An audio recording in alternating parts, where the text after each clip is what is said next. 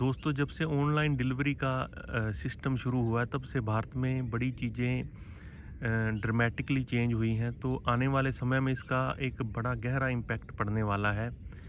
ख़ास तौर पर जो खाने की इंडस्ट्री है उसमें, क्योंकि खाने में अब जब आप किसी रेस्टोरेंट में जाते हो तो आप वहाँ पर कुछ चीज़ें देखते हो, कुछ चीज़ें नोटिस करते हो। तो जो रेस्टोरेंट के ओनर होते हैं उनको भी होता है कि अब यहाँ पर कस्टमर आते हैं तो वो एक थोड़ी साफ़ सफाई हाइजीन का ख्याल रखते हैं।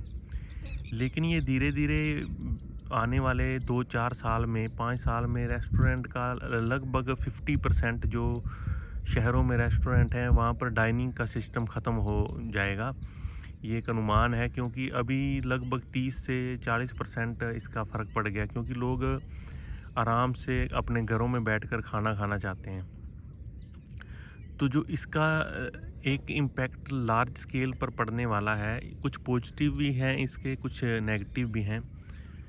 तो पॉजिटिव तो ये है कि लोग थोड़ा ट्रैफ़िक कम होगी, जो रेस्टोरेंट के बाहर भीड़ होती है ज़्यादा, मतलब कि लोगों की भीड़ कम और जो व्हीकल की भीड़ ज़्यादा है रहती है, तो ट्रैफ़िक कम होगी, थोड़ा लोगों को और रोज़गार मिलेगा जो फूड डिलीवरी करते हैं वगैरह। लेकिन जो इसका सबसे बुरा प्रभाव है वो है खाने का जो क्वालिटी है। तो आने वाले समय में लोगों को ये इस चीज़ के लिए तैयार रहना चाहिए कि ये चीज़ें उनकी सेहत के लिए बहुत ही ज़्यादा हानिकारक होने वाली हैं। क्योंकि जो मिलावट के दौर से हम गुज़र रहे हैं, उस मिलावट के दौर से शायद ही कोई देश गुज़र रहा हो। क्योंकि जो मिलावट का हमारे देश में ज़हर है, वो इतना फैल चुका है कि आप अपने घर में भी जितनी चीज़ें खा रहे हैं, उनमें भी लगभग 70% मिलावट है कहीं न कहीं, चाहे वो थोड़ी है या ज़्यादा है। तो ये चीज़ आने वाले समय में हमारे लिए एक खतरे की घंटी है और इसको समझने की ज़रूरत है, और इसको दूर कैसे करना है, ये भी एक हमारे लिए चैलेंज है। क्योंकि हमारी जो गवर्नमेंट है, ये बिल्कुल भी ध्यान नहीं दे रही। जो हमारे फूड इंस्पेक्टर हैं, जो भी फूड से रिलेटेड हमारे अफ़सर हैं, आप देखना कि वो सिर्फ़ और सिर्फ़ दिवाली और दशहरे में उठते हैं कुंभकर्ण की नींद से, और तब कहीं 10 क्विंटल नकली पनीर पकड़ लिया, कहीं 10 क्विंटल खोया पकड़ लिया, क्योंकि ये चीज़ हमेशा चलती रहती हैं। अगर किसी को फ़ायदा पूरे साल हो रहा है तो वो चीज़ छोड़ेगा नहीं, वो सारा साल करेगा।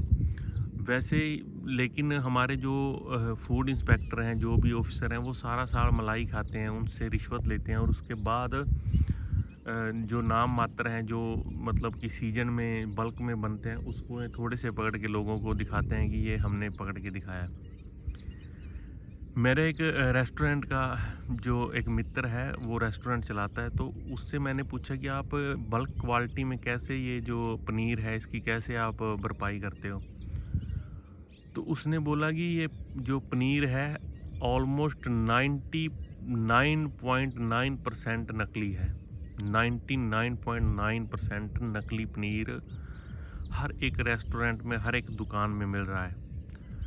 क्योंकि लोग अगर क्वालिटी पे, मतलब ज़्यादा क्वांटिटी पे ध्यान दे रहे हैं।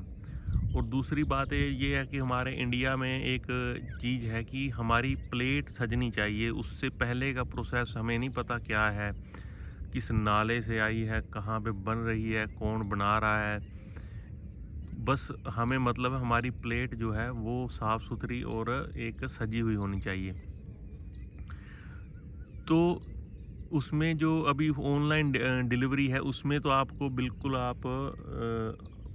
आपके लिए बिल्कुल ये जानना, मतलब आपको पता भी नहीं होगा ये चीज़ बन कहाँ पे रही है, क्योंकि आने वाले समय में तो ये बिल्कुल जो रेस्टोरेंट है इसका भी आपको पता नहीं होगा कि कहाँ पर है, क्या लोग वहाँ पर कौन से काम कर रहे हैं। तो एक तो इसका ये इम्पैक्ट बड़ा ज़बरदस्त पड़ने वाला है। और दूसरा जो ग्रोसरी है, ग्रोसरी लोग मंगा रहे हैं, इससे जो एक हमारे छोटे दुकानदार हैं जिनका स्मॉल बिजनेस है, उनका भी कहीं न कहीं बिजनेस वो ख़त्म होने वाला है, क्योंकि लोगों में इसमें एक उदासीनता, मतलब कि आ गई है लोगों में। बाहर लोग जाना बिल्कुल भी पसंद नहीं करते।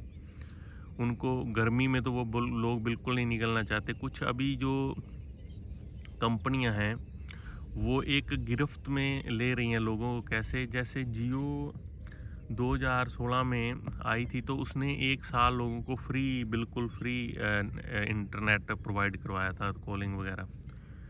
तो लोग सारे उस पर डाइवर्ट हो गए। फिर उसके बाद उसने उसको 99 रुपीज़ का कर दिया।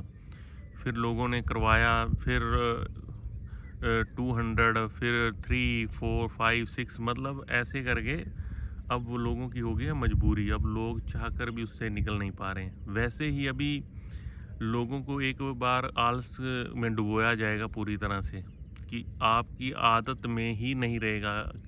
आप बिल्कुल मतलब कि उस चीज़ को भूल जाएंगे कि हमें बाहर निकलना है। चलो, इसके मैंने पहले भी कहा कि कुछ पॉजिटिव चीज़ें भी हैं, कुछ नेगेटिव चीज़ें भी हैं, लेकिन जो नेगेटिविटी है वो सिर्फ एक क्वालिटी है। क्वालिटी आपको अब इस चीज़ के लिए आप अभी तो आपको मिल रही है, क्योंकि अभी कंपनियां अपनी जो ऐड है उसका पैसा आपको थोड़ा फ्री सर्विस में दे रही हैं। और थोड़े देर बाद जो जब साल 2 साल निकल जाएंगे तो ये आपको एक प्रोडक्ट का 20% आपको पे करना पड़ेगा किराए के रूप में, क्योंकि फिर आपकी हो जाएगी आदत और फिर आप उसको मजबूरी में आपको देना पड़ेगा। 20% आपको ये अपना उसका किराया देना पड़ेगा। और उसके बाद क्वालिटी के लिए आपको बिल्कुल ये नहीं पता होगा कि क्वालिटी आएगी या नहीं आएगी। तो हमारे जो इंडिया में क्या चीज़ होती है कि जो चीज़ अब ये टेक्नोलॉजी अच्छी है भी है, मैंने कहा अभी अच्छी भी है और थोड़ी बुरी भी है। बुरी क्यों है? क्योंकि बुरी है हमारा इंडिया वाले, जहाँ पर थोड़ी सी गुंजाइश मिलती है मिलावट की या बेईमानी की, वहीं पर ज़रूर करते हैं। क्योंकि हमारी सरकार है जो कई देशों में और चीज़ों में आप जो भी है, मतलब कि चलो मिलावट बेईमानी हो जाती है, भ्रष्टाचार करप्शन है, मानता हूँ दूसरे देशों में है, लेकिन जो फूड वाला काम है इसमें सरकार को जीरो टॉलरेंस की नीति अपनानी होगी। Zero tolerance. क्योंकि ये चीज़ आगे जाके लोगों के घरों में लोग बीमार होते हैं, फिर उनका सारा पैसा उसमें ही चला जाता है। तो ये आने वाला टाइम इंडिया के लिए दोस्तों बड़ा चैलेंजिंग टाइम है, लोगों की सेहत के लिए ख़ास करके देखते हुए। क्योंकि अभी ही लोग हॉस्पिटल भरे पड़े हैं, 100 हॉस्पिटल में आप देखो, आप जगह नहीं लोगों को पैर रखने के लिए। और लोगों का जो आप देखना, मतलब 20% व्हीकल हमारी सड़कों पर लोग सिर्फ और सिर्फ हॉस्पिटलों के लिए जाने के लिए दौड़ रहे हैं। और 20% लोग भी इसमें मतलब हर रोज़ अपने काम छोड़ के किसी न किसी अपने फैमिली मेम्बर के साथ कोई किसी खुद के लिए या किसी मतलब जा रहा है। तो ये जो सिस्टम सारा, मतलब कम से कम मैं कह रहा हूँ 60% फूड से ही शुरू होता है। तो फूड को सरकार को एक बड़ा मतलब कि सिक्योरिटी वाली लेयर देनी चाहिए, एक सुरक्षित मानकों के साथ उसको सिक्योर करना चाहिए, ताकि लोगों की सेहत से खिलवाड़ ना हो सके। तो ये हमें दोस्तों, हम और मुद्दों पे तो मतलब कि कमेंट भी करते हैं और मुद्दों पर हम बड़ा ज़ोर शोर से बोलते हैं, लेकिन जो मेन मुद्दा है, हमारी कोर है, जो हमारी लाइफ लाइन, मतलब जिस पे हमारी डिपेंड करते हैं, उसके लिए हम कभी भी नहीं बोलते। और तभी तो हमारा देश पीछे जा रहा है, क्योंकि अच्छी चीज़ को हम प्रमोट नहीं करते और बुरी चीज़ में को के हम दीवाने हो गए हैं। तो ऐसे ही हमारा देश धीरे धीरे कोलैप्स की तरफ बढ़ेगा। क्योंकि हमारा जो स्ट्रक्चर है, जो मेन चीज़ होती है देश का स्वास्थ्य है, ये स्ट्रक्चर धीरे धीरे करके कोलैप्स होने वाला है। क्योंकि लोग